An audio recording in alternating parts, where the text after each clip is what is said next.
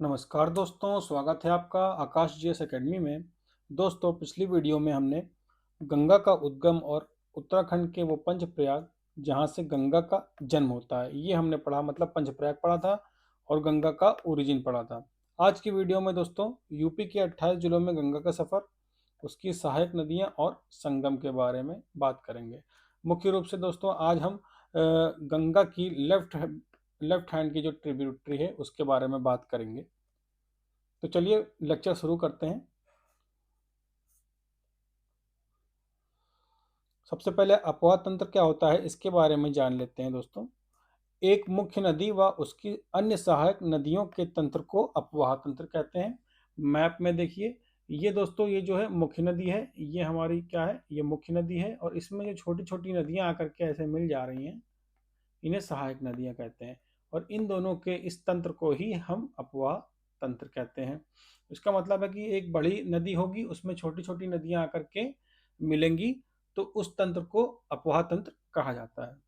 उत्तर प्रदेश की प्रमुख नदियों की अगर बात करें तो गंगा और यमुना उत्तर प्रदेश की प्रमुख नदियां हैं। और प्रायद्वीपीय पठार की जो ढाल है दोस्तों उत्तर की ओर होने के कारण नदियां उत्तर की दिशा में बहती हैं और गंगा तथा यमुना में आकर मिल जाती हैं। सबसे बड़ा एग्जाम्पल है चंबल नदी। चंबल हो गई, बेतवा हो गई, केन हो गई। ये इनका जो जो क्या बोलते हैं दिशा है दोस्तों, दक्षिण से उत्तर की ओर है।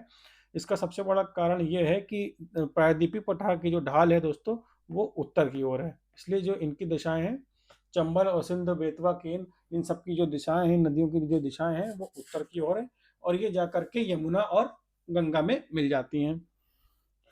सरकारी तौर पर प्रदेश को 8 नदी बेसिन में बांटा गया है। अब बात कर लेते हैं उत्पत्ति के आधार पर उत्तर प्रदेश की नदियों के बारे में। तो उत्पत्ति के आधार पर पहली जो प्रकार की नदियां हैं वो हैं हिमालयी नदियां, दूसरी हैं मैदानी नदियां और तीसरी हैं पठारी नदियां। तो हिमालयी नदियां में कौन कौन सी दोस्तों, गंगा हो गई, यमुना हो गई, काली, रामगंगा, गंडक, सरयू, रोहिणी और राप्ती। और मैदानी नदियां जिनका मतलब जो जिनका उद्गम मैदान में होता है, मैदान से होता है, उन्हें मैदानी नदियां कहते हैं। जैसे उत्तर प्रदेश में गोमती हो गई, पांडव हो गई, वरुणा हो गई, सई हो गई और ईशान नदी। पठारी नदियां दोस्तों जिनका उद्गम जो है पठारों से होता है उसे पठारी नदियां कहते हैं। इनमें है सोन, केन, रिहंद, टोंस, बेतवा, चंबल, कन्हार। अब हम लोग इन सब के बारे में विस्तार से आगे जानेंगे। कुछ महत्वपूर्ण तथ्य देख लेते हैं दोस्तों। सरकारी तौर पर प्रदेश को 8 नदी बेसिन में बांटा गया है। ये क्वेश्चन इंपॉर्टेंट है, अभी पिछली स्लाइड में हमने इस लाइन को पढ़ा है। ये क्वेश्चन बहुत ही इंपॉर्टेंट है, आयोग पूछ सकता है इसको। गंगा नदी का उत्तर प्रदेश में प्रवेश दोस्तों बिजनौर जिले से होता है और इसका निकास बलिया से होता है। देख लिए मैप में कहाँ पर बिजनौर है, ये है दोस्तों बिजनौर जिला, यहाँ से गंगा जी का प्रवेश हो रहा है। और ये है बलिया, यहाँ से गंगा जी का निकास हो रहा है। गंगा नदी का निकास यहाँ से होता है और यहीं से दोस्तों गंगा नदी आगे बढ़ करके बिहार के छपरा जिले में प्रवेश कर जाती है। इस प्रकार जो है गंगा नदी उत्तर प्रदेश के दोस्तों 27 जिलों से होकर के बहती है। मुख्य बड़े बड़े जिले देख लिए कौन कौन से हैं। बुलंदशहर हो गया, फर्रुखाबाद, कन्नौज, कानपुर, यह कानपुर, फतेहपुर, प्रयागराज, मिर्जापुर, बनारस, गाजीपुर और फिर बलिया। राज्य में सर्वाधिक गंगा तट वाला जिला दोस्तों बदायूं है। यहाँ पर जो गंगा तट है वो 133 किलोमीटर है। 133 किलोमीटर में गंगा तट बदायूं में फैला हुआ है और इसी के साथ बदायूं जो है राज्य में सर्वाधिक गंगा तट वाला जिला है। रामगंगा नदी गंगा के बाईं ओर की सहायक नदियां हैं। आज हम दोस्तों बाईं ओर की सहायक नदियों के बारे में बात करेंगे। गंगा की जो बाईं ओर की सहायक नदियां हैं आज हम उन्हीं पर विस्तार से बात करेंगे। अगली वीडियो में गंगा के दाएं हाथ की सहायक नदियों के बारे में विस्तार से पढ़ेंगे। तो रामगंगा नदी गंगा की बाईं ओर की सहायक नदी है जो गंगा से कन्नौज में मिलती है। मोस्ट इंपॉर्टेंट क्वेश्चन है दोस्तों, आयोग ने पूछा हुआ है कि रामगंगा नदी गंगा में किस जिले में आकर के मिलती है, तो वो है कन्नौज में आकर मिलती है। गंगा कन्नौज से वाराणसी तक सबसे ज्यादा प्रदूषित होती है, ये भी क्वेश्चन पूछा जा चुका है। Ganga river basin management and studies centre की स्थापना दोस्तों कहाँ की गई है? कानपुर में की गई है। कहाँ की गई है दोस्तों? कानपुर में की गई है।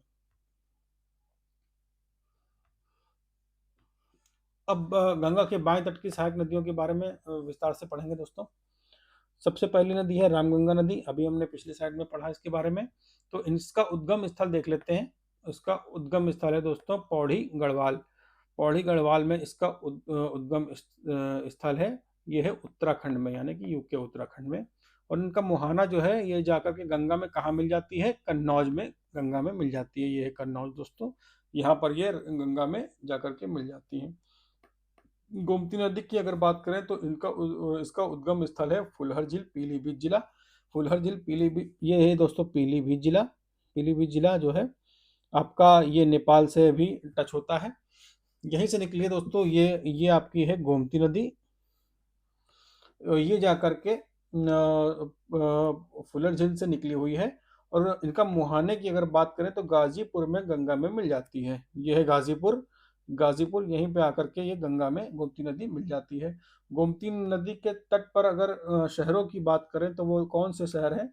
लखनऊ और जौनपुर दो शहर हैं जो गोमती नदी के तट पर बसे हुए हैं। और गोमती की सहायक नदी की अगर बात करें, गोमती की सहायक नदी है सई नदी, जो गोमती के दाएं तट की सहायक नदी है, राइट हैंड की ट्रिब्यूटरी है।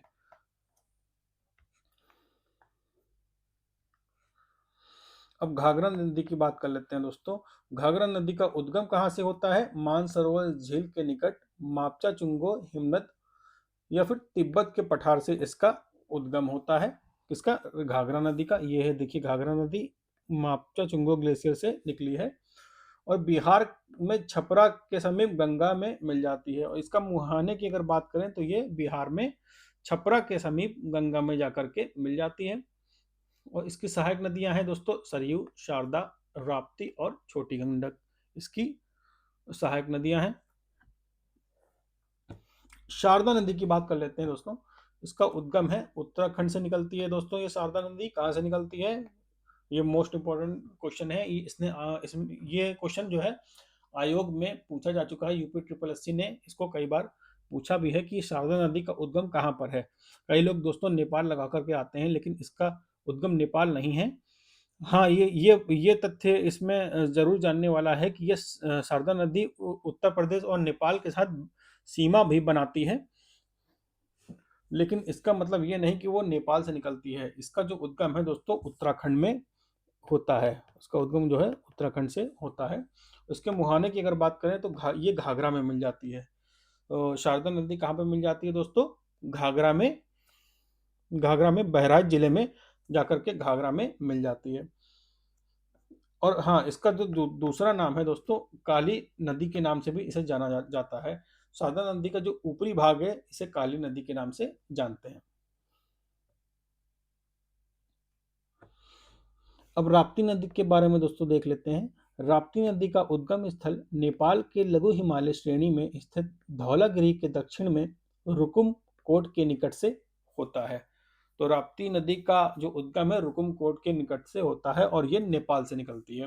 इसके मुहाने की अगर बात करें तो देवरिया के बरहज नामक स्थान पर घाघरा नदी में मिल जाती है। कहाँ मिल जाती है दोस्तों? देवरिया में ये घाघरा नदी में जाकर के मिल जाती है। राप्ती नदी देख लीजिए मैप में कहाँ पे है। राप्ती नदी है ये दोस्तों, ये है राप्ती नदी, नेपाल से निकली। और ये देवरिया, ये जिला है देवरिया। देवरिया में आकर के घाघरा की ये लेफ्ट बैंक की ट्रिब्यूटरी है। तो ये हो गई घाघरा नदी की बात। और ये गोरखपुर में राप्ती नदी के किनारे स्थित है। गोरखपुर, अच्छा हाँ सॉरी, हाँ ये जो एक इम्पोर्टेंट फैक्ट है कि पूछा जाता है कि गोरखपुर किस नदी के किनारे स्थित है? तो राप्ती नदी के किनारे गोरखपुर आपका स्थित है। गंडक नदी की बात करते हैं तो इसका उद्गम स्थल है दोस्तों नेपाल हिमालय में। और इसका मुहाना जो है वो सोनपुर के पास गंगा नदी में ये मिल जाती है। ये कहाँ मिलती है? सोनपुर के पास गंगा नदी में मिल जाती है। कौन सी? गंडक नदी। और गंडक नदी जो है बिहार और उत्तर प्रदेश की सीमा भी बनाती है। बिहार और उत्तर प्रदेश की सीमा से भी होकर के ये गुजरती है। कौन सी नदी? गंडक नदी। ये इंपॉर्टेंट फैक्ट है कि ये उत्तर प्रदेश और बिहार से बाउंड्री बनाती है।